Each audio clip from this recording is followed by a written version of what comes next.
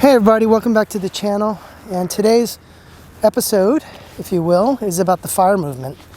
And I wanted to talk to you a little bit about it because I saw a couple of videos online that really made me want to talk about it. Now, I'm going to admit, I haven't done a lot of research on it, but I've seen a couple of videos about it, and to me it's a little bit of a scam. And I really urge those young people out there to really think twice and do your homework on it. I'm not saying it doesn't work.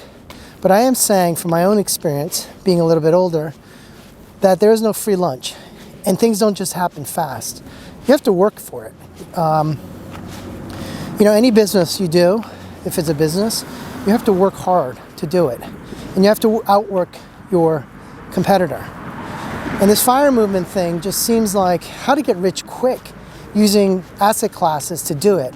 Whether it's crypto or leveraged securities or, I don't know, maybe some kind of business where it's an arbitrage, right? Drop shipping is one thing. I've seen some arbitrage situations with other kind of businesses and asset classes. And to me, that just seems so silly. Because personally, I don't think you're going to make anything or make money very quickly. You can. Don't get me wrong. I've done some trades, for example, where I've used options. I made a lot of money, but the amount of wins is greater. It's like the casino. Eventually the house is going to win because of the longevity of it, of their time to be there. Now, I'm not saying don't do it. What I am saying is think twice about doing it, because your golden years of working is when you're in the workforce and you work very hard up to your 40s, and hopefully between 40s and 50s you've established yourself enough that you can be like, you can have like a steady cash flow, you can rise up in your organization. But more often than not, these corporations are structured in such a way like a revolving door. You come in and they shuttle you out at a certain point. You're like forced out. And I've seen that situation happen a lot. If you read a lot of the comments in the comment sections of some of the vlogs, the videos, a lot of the people who are commenting are saying, like, if they worked in a corporate environment, that they worked all these years. I remember reading one where all she got was a pizza party. Now, your company has no obligation to give you anything more than you get paid. You go to work, you get paid. That's the agreement. It would be nice to be recognized for things, but if you want to be recognized, go on your own. Start your own thing.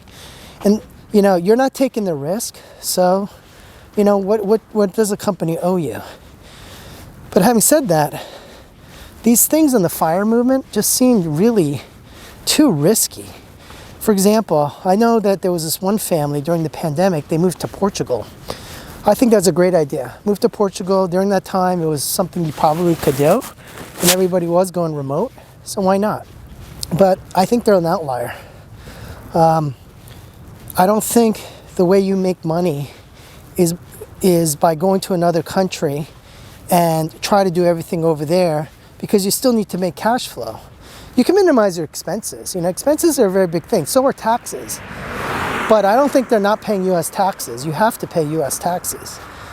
So I don't really know what this all means. The other one I saw the other day was some kid making money from dividends.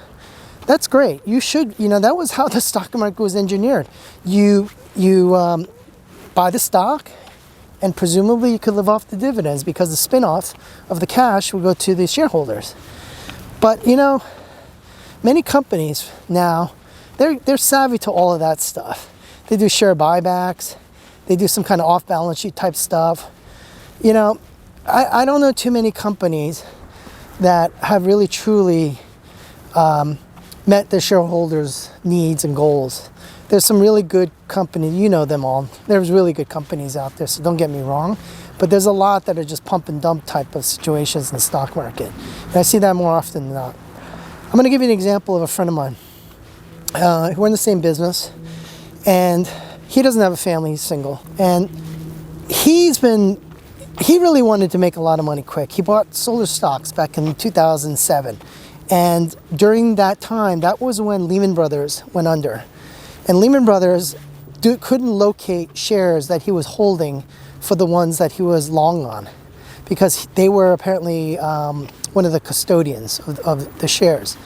They were going under. They went bankrupt. So they didn't have the stock. And they said that they had the stock, and he lost all his money somehow. That was one episode. Then most recently, he tried to get involved in a business down in Florida called, it's a cafe, but it's a Polynesian drink called kratom, or kratom they call it. It's from Thailand. It's actually illegal over there. But then also in Fiji, they have another one where they, I can't remember what it's called. But anyways, these cafes sell that a lot in Florida. He got involved with a gentleman that basically fleeced him, cheated him. And the reason he got into this business is because he just saw an exit without trying to work for it. He didn't work on his business. He didn't go to his locations to check on it. He didn't stock up stuff or put in some sweat labor into it. He just wanted to get the dividends. And if you want to do that, yeah, then the FIRE movement may be for you. But quite frankly, everything I've done, even my wife, we sweat for it. You know, right now, it's the day after Valentine's Day. My wife is sweating away dealing with Valentine's things. But her business in the past 2 years, or actually it's been 6 years, I think, that she's owned her business has grown immensely. People trust her. And you don't get that level of trust without working hard for it. So this is a message to you young people out there. Don't look for the quick way out. Okay, I don't know much about the FIRE movement. I can do another video more in depth about it. But don't look for a quick way out. I tell that even to my children. There is no quick way out. You know, you can make a windfall and then maybe you can do better. That happened to me. I bought Apple stock and it's just risen and risen. I bought Microsoft, it's just risen and risen. But that's not because I'm a smart guy, just because, you know, why not? I like those two stocks and I just happen to invest and reinvest the dividends. But there have been many situations where I got too greedy and wanted to make money quickly, like option trading, and you don't make money. Another one is that I saw some guy today says don't buy crypto. Well, I disagree with him. I think it's an asset class you should consider. Don't speculate on it. He's saying it's not backed by anything. That's true. It's not backed, but it's backed by the world because it's fungible. There's no, you can buy your Bitcoin and move it to some other country and do commerce that way. You don't have to use the local currency. The only reason that crypto is so disdained is because it's not backed by the Federal Reserve and it can't be monitored. Just look at the Silk Road. Everything was done in Bitcoin because it was not traceable. But all that can be regulated, right? Problem is if you have too much regulation.